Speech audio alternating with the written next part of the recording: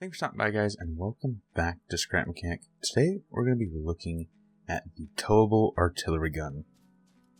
Now, to be completely honest, this really isn't that special a build, in my opinion. It is mostly a joke in response to a comment that was posted on the Kangar self-propelled artillery, which was, it wasn't long range enough. So, for those who don't know, the Kangar is a 108 power cannon that is firing a large canister. The problem is, once you start passing 108 power and start going into like the 200 something power, you really start to have some bad negative effects from the game. Breaking bearings, pistons, springs, things like that just don't really like to function, and the act of firing the gun is enough in some cases to crash the game. Fun! So, in order to get a cannon that is significantly longer range, I had to move down to the small canisters. And this is my little towable gun to do that. This is actually a 54 power, which is the same power as a standard large canister cannon. So it's not as powerful as you may think it is, but since we're shooting such a light round, I can't physically shoot this within the limitations of this bounding box. So, let's go ahead and flick the switch to deploy it. It does spread out a little bit. And then from here we can aim it, just like I would any other artillery.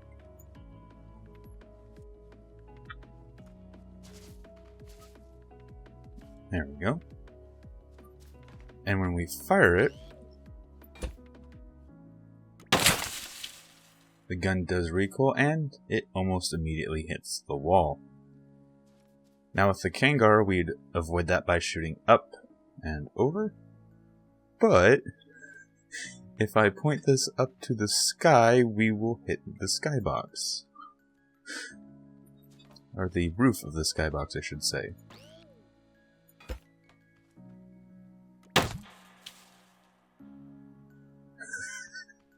So that is a bit of an issue.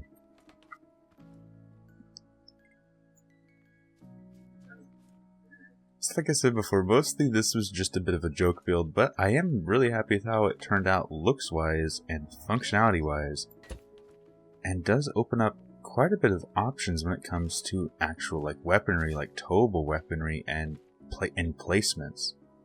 So if I fire it again, it does recoil quite nicely. I love that look of when the whole gun comes back.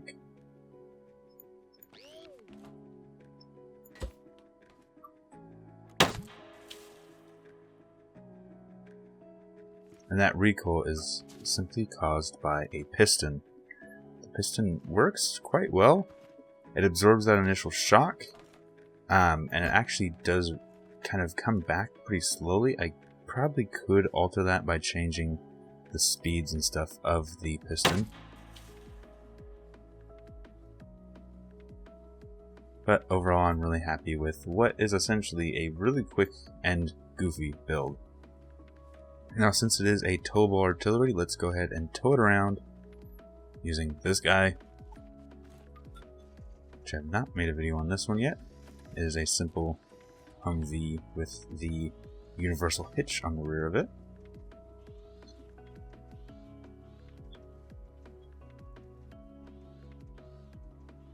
There we go. Oh, missed a little bit. There we go. And off we go.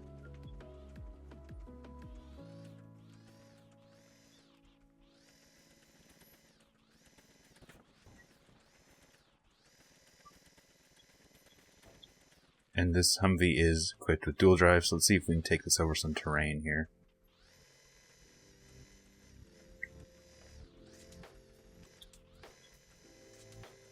Ah, nah, that hitch is catching on things. That's unfortunate. Oop.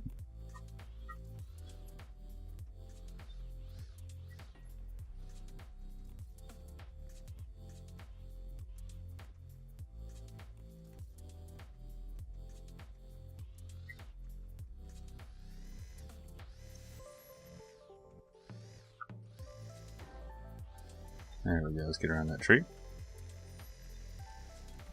So, overall, like I said before, I'm really happy with it.